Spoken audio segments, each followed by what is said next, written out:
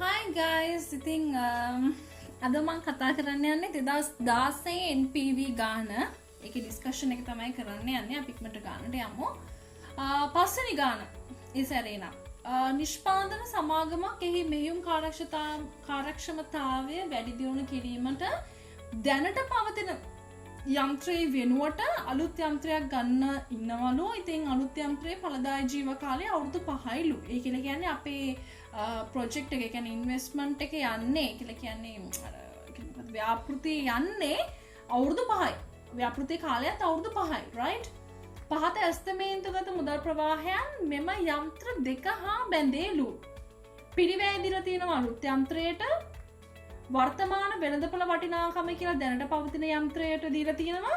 සුන්බුන් වටිනාකම දීලා තියෙන අලුත් යන්ත්‍රේ.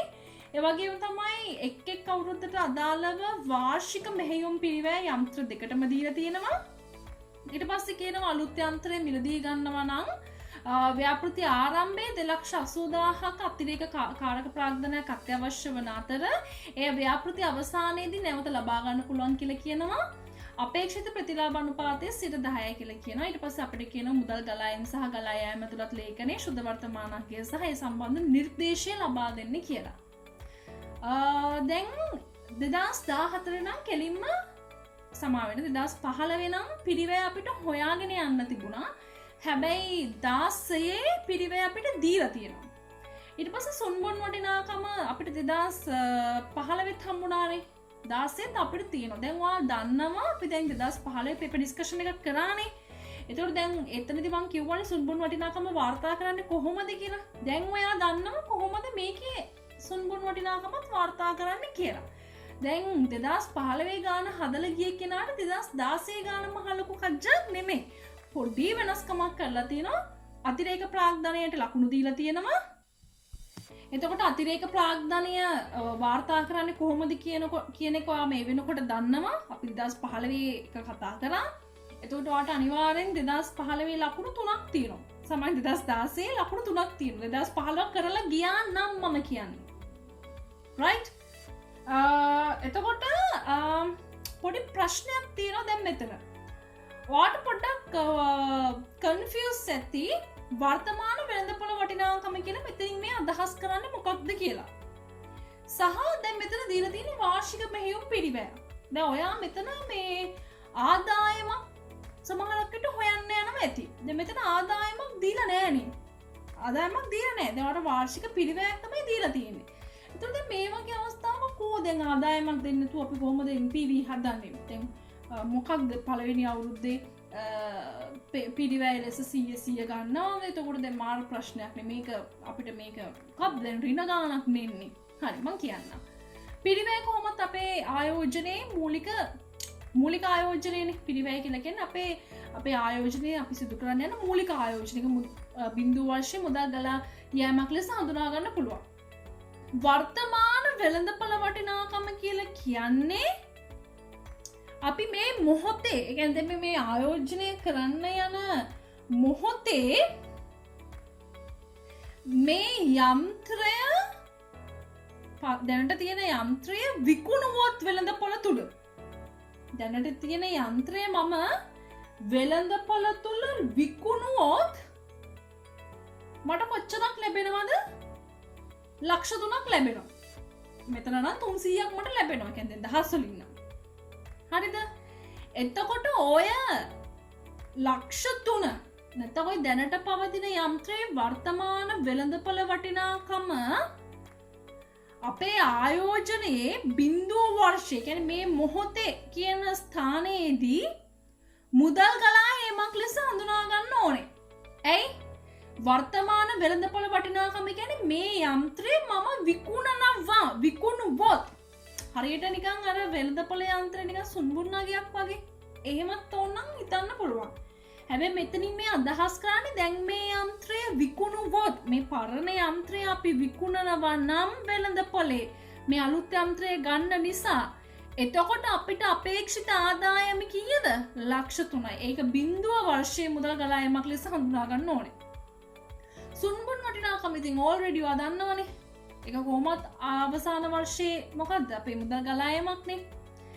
වාර්ෂික මෙහෙයුම් පිරිවැය එක් අවුරුද්දට දීලා තියෙනවා. ඒවට ප්‍රශ්නයක්. මෙතන ආදායමක් දෙන්න ඕනේ. මොකද්ද මේක ගන්නෙ? අලුත් යන්ත්‍රයකද ගන්නෙ? පරණ යන්ත්‍රයේවද ගන්නෙ? කොහොමද ඍණාගයක්ද ගන්නෙ? දැන් මෙන්න මෙහෙම දෙයක් තිබුණොත් මම ඔයාලට මතක ඇති අර කලින් වීඩියෝ එකේදී කලින් වීඩියෝ එක කියලා කියන්නේ තියරි ගැන කතා කරපු අවසාන වීඩියෝ එකේදී මතක ඇති බදු ඉතිරියක් ගැන කතා කරා මම කිව්වා හිතන්න යන්ත්‍ර අපි දැන් යන්ත්‍රයක් ගන්න යනවා පරණ යන්ත්‍රය මට මතකයි මම උදාහරණ කිව්වා පරණ යන්ත්‍රය අපි ටැක්ස් එක ලක්ෂයක් ගෙව්වා අලුත් යන්ත්‍රය අපි ලක්ෂ සමවෙන්න 50000යි නම් ගෙවන්නේ පරණ යන්ත්‍රයේ ඉඳන් අලුත් යන්ත්‍රයට එනකොට මට 50000ක බදු ඉතිරියක් තියෙනවා කියලා මම කිව්වා. ඒ බදු ඉතිරිය මුදල් ගලා ඒමක් ලෙස හඳුනා ගන්න කියලා මම පැහැදිලිව මේ වීඩියෝ එකේ පැහැදිලි කරා. මතකද දන්නේ නැහැ. හැබැයි මට නම් මතකයි. හරිද? දැන් මෙතන වචන දෙකේ විතරයි වෙනස තියෙන්නේ. එතන මම කතා කරේ එක්සැම්පල් එක ගත්තේ බදු වලට. මෙතන ඒගොල්ලෝ දීලා තියෙන්නේ මොකද්ද? වාර්ෂික මෙහෙයුම් පිරිවැය. ඔයා බලන්න දැනට පවතින යන්ත්‍රයේ වාර්ෂික මෙහෙයුම් පිරිවැය ලක්ෂ 3යි. ලක්ෂ 3ක් යනවා එක් අවුරුද්දට. හැබැයි සමාවෙන්න පළවෙනි අවුරුදු දෙකේ ලක්ෂ 3යි ඊට පස්සේ 3,20,000යි ඕමම යනවා. හැබැයි අපි අලුත් යන්ත්‍රය ගත්තොත් අපිට මෙහෙයුම් පිරිවැය දරන්න වෙන්නේ ලක්ෂයයි 1,20,000යි 1,40,000යි. ඔයාලට පේනවා ඇති දැනට පවතින යන්ත්‍රය තුලින් ඉංක කරන يعني දැනට පවතින යන්ත්‍රය නිසා අපිට දරන්න වෙන මෙහෙයුම් පිරිවැය විශාල ප්‍රමාණයකින් අඩු වෙනවා අලුත් යන්ත්‍රයට ආවහම. ඒක කියන්නේ මෙහෙයුම් පිරිවැයේ ඉතිරියක් තමයි අපිට දකින්න පුළුවන් වෙන්නේ. ඉතිරිය කොච්චරයිද? පළවෙනි අවුරුද්දේ නම් ලක්ෂ 2යි. දෙකෙත් ලක්ෂ 2යි. තුනට වගේ එද්දි ඒත් ලක්ෂ 2යි. හතරෙත් ලක්ෂ 2යි. පහේ 2,20,000ක වගේ මෙහෙයුම් පිරිවැය ඉතිරියක් අපිට දකින්න පුළුවන්. ඔන්න ඔය මෙහෙයුම් පිරිවැය ඉතිරිය තමයි අපි සටහන් කරන්නේ. නැතුව මෙහෙයුම් පිරිවැය අපි ගිහිල්ලා ඔය පළවෙනි අවුරුද්දේ ඍණ කරගෙන එහෙම යන්නේ නැහැ. ඔය මෙහෙයුම් පිරිවැය ඉතිරිය අපි මුදල් ගලා ඒමක් ලෙස හඳුනා ගන්නවා. දැන් මේ ළමයින්ට හරි දැන් ප්‍රශ්නයක් තියෙනවා. අපේ ළමයි ප්‍රැක්ටිස් එකකට ගණන් හදන්නේ. තියරියට නෙමෙයි ගණන් හදන්නේ ප්‍රැක්ටිස් එකට. දැන් අපි ගණන් හදලා යන්නේ කොහමද? ආදායම දෙනවා, වියදම දෙනවා, සුදු මුදල් ප්‍රවාහය දෙනවා. දැන් මෙතන වෙලා තියෙන්නේ වියදමක් මුකුත් නැහැ. ආදායම මුකුත් නැහැ. අපේ ළමයි ඉතිරිය දැන් ගන්න දන්නවට ඔබ ලියන්න බයයි.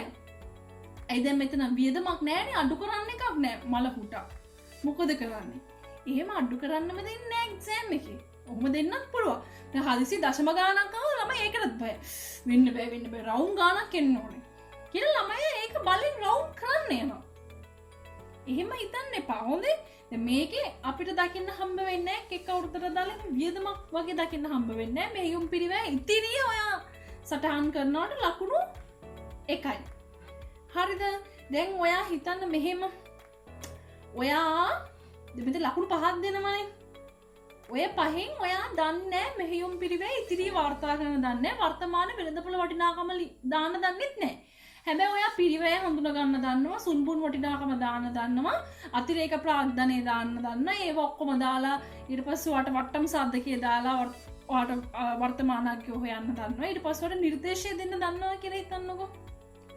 ඔයා දැන් දෙකක් තමයි දන්නේ නැත්තේ. මොකක්ද දන්නේ? දන්නේ නැත්තේ වාර්ෂික මෙහෙයුම් පිරිවැයට මොකද කරන්න කියලා දන්නවා. දන්නේ මේක ගලපන්නේ කොහොමද කියලා වර්තමාන වෙළඳපොළ වටිනාකම මොකක්ද ඒකට කරන්න කියලා ඔයා දන්නෙත් නැහැ.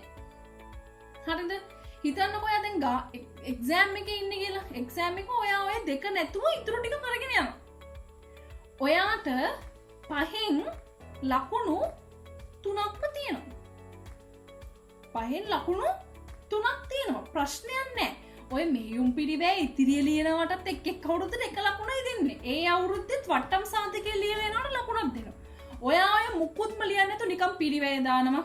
පටපට ගාලා කරනකොට අපි නිකන් හිත අන්තිම මොහොතේ ලාස්ට් මූමන්ට් ලියන්නේ කියලා.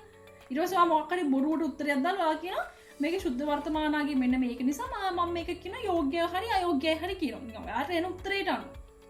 ඒක උත්තරේ හරි වුණත් වැරදුණත් ඔයාට ලකුණ හම්බ වෙනවා එතනට. ඒතර ඔයාට ලකුණු 5න් 3ක් තියෙනවා. 2යි ඔයාට නැති වෙලා තියෙන්නේ. හරිද? ඒක නිසා අර දන්න ටික හරිය ලියලා එන්න. මම මේ මොකද්ද මේ කියන්නේ? මම මේ මාකින් ස්කීම් එක නෙමෙයි ඔලුවට දාන්න හදන්නේ. දන්න ටික හරිය අඩුමතරම ලියලා එන්න. ප්ලීස්. දන්න ටික හරිය ලියලා එන්න. හරි? හරි. එතකොට මේ මෙන්න මෙහෙම තමයි ගාන හැදෙන්නේ. මූලික ආයෝජනය මම හඳුනගෙන තියෙනවා. එතනට එක ලකුණයි. සමා වෙන්න.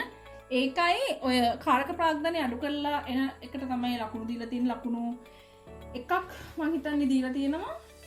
එකක් නෑ ඒ ඔක්කොටම මං හිතන්නේ නේ. ඔව් ඔක්කොටම දීලා තියෙනවා. පැරණි යන්ත්‍රයේ විකුණනවට එකක් දීලා තියෙනවා. මෙහෙයුම් පිරිවැය ඉතිරිය ලියනවට දෙකකට එක බැගින් දීලා තියෙනවා. කාරක ප්‍රාග්ධනය නැවත ලැබීමට එකක් දීලා තියෙනවා. සුන්බුන් නගයට එකක් දීලා තියෙනවා. වට්ටම් සාධකයේ ලියනවට එකක් දීලා තියෙනවා. ඊට පස්සේ අර ඔය එන ශුද්ධ වර්තමාන අගය මත ඒක ධනද ඍණද කියලා ධන නම් යෝග්‍යයි ඍණ නම් අයෝග්‍යයි කියලා ලියනවට ඒ සැරේත් ලකුණක් දීලා තියෙනවා. හරිද? මම මේ මොකද්ද හැමතිස්සෙම කියන්න හදන්නේ? අඩුම තරමේ බොරුවට හරි මොනවා හරි ලියලා එන්න. දන්නේ නැති වුණාට කමක් නැහැ. මොකක් හරි මේ පේපරේ තියෙන එක එහෙම් පිටිම ලියලාවත් කමක් නැහැ. දැන් එහෙම් පිටිම ලියලාවත් ලකුණක් තියෙනවනේ මෙතන. පයින් එකක් හරි තියෙනවනේ. ඒක නිසා මම හැමතිස්සෙම කියන්නේ ඒක අත්හරින්න එපා. දන්නේ කියලා අත්හරින්න එපා. accounts අමාරු නෑ. accounts lazy. මේ ගණන් වලට ලකුණු ගන්න එක මහ ලොකු දෙයක් නෙමෙයි. ඔය 1900 ගණන් වල ඉඳන් papers කරගෙන ආවා නම් ඔය මෙහියුම් පිරිවේ ඉතිරියත් අහුවෙනවා ඔයිට කලින් කාලේ. මට මතක නෑ 1997ද මට මතක නෑ පේපරේ. මම එක පේපර් එකක් ගත්ත බලන්න. ඒ කාලේ ඔක අහලා තියෙන එකම එක සැරේ 1900 ගණන් වල. ඊට පස්සේ මං හිතන්නේ මෑතකදී අහලා තියෙන 2016. එතකොට දැන් ඔයා 1900 ඒවත් නිකන් ලාවට වගේ කියන අවුරුදු 10 පරණම අවුරුදු 10 කරලා ගියා නම් ඔයාට ඕකත් අහුවෙනවා. ඕකත් අහුවෙනවා. 1900 ගණන් වල පේපර්ස් වල තියෙනවා අපිට කරන්න පුළුවන් කොටස්. මං කියන්නේ ඒ ඔක්කොම පේපර්ස් කරන්න පුළුවන් කියලා. නමුත් තෝරලා බේරලා ගත්තොත් මේ අපිට අදාළ කොටසුත් තියෙනවා තවම. කරන්න පුළුවන් කොටස් තියෙනවා. ඔය සුද්ධ වර්තමානයේ ගණන් එහෙම කරන්න පුළුවන්. කරලා ගියා නම් ඒවා අහුවෙනවා. ඔවහුවෙනවා. ඉතිං ඕක තමයි ඉතින් කියන්න ඕනේ මේ එකවුන්සේම අමාරු නෑ. ලොකුවට නහින්න දෙහින්න දෙයක් නෑ කරගෙන යන්න. ඉතිං මේ වෙනකොටත් මගේ Facebook account ඇල්ලා තියෙන page එක තියෙනවා. ඉතින් page එකට යන්න පුළුවන්. පරණ videos තියෙනවා LKS 16 ගිණුම් කරන සමීකරණ ඊට පස්සේ මොනවාද පොදු කාර්ය පිරිවැය ඒ සම්බන්ධ සියලුම වීඩියෝස් මේ වෙනකොට අප්ලෝඩ් කරලා තියෙන්නේ. NPV වලත් තියරිටිකල් පැත්ත කතා කරලා 2015 14 සමාගම් එකේ විවරණයක් අපි ගියා. ඉතින් ඒ වීඩියෝස් බලන්න පුළුවන් මගේ ප්ලේලිස්ට් එකට ගියා නම් සහ ඔයාට මොනවා ප්‍රශ්න තියෙනවා නම් මගේ මේල් account එක හරහා හෝ FB එකේ group එක හරහා FB group එකක් තියෙනවා FB page එකකුත් තියෙනවා FB account එකකුත් තියෙනවා ඔය තුනෙන් එකක් හරහා මාත් එක්ක සම්බන්ධ වෙන්න පුළුවන්. නැත්නම් කමෙන්ට් එකක් හරහා හරි මාත් එක්ක සම්බන්ධ වෙන්න පුළුවන්. ඉතින් මගේ වීඩියෝස් හොඳ නම් ලයික් කරන්න කමෙන්ට් කරන්න ඒ වගේම තමයි ඔයාලගේ යාළුවෝ අතර ෂෙයා කරන්න අමතක කරන්න එපා. ඒ වගේම තමයි පහළ තියෙන බෙල් අයිකන් එක ක්ලික් කරන්න අමතක කරන්න එපා. Thank you.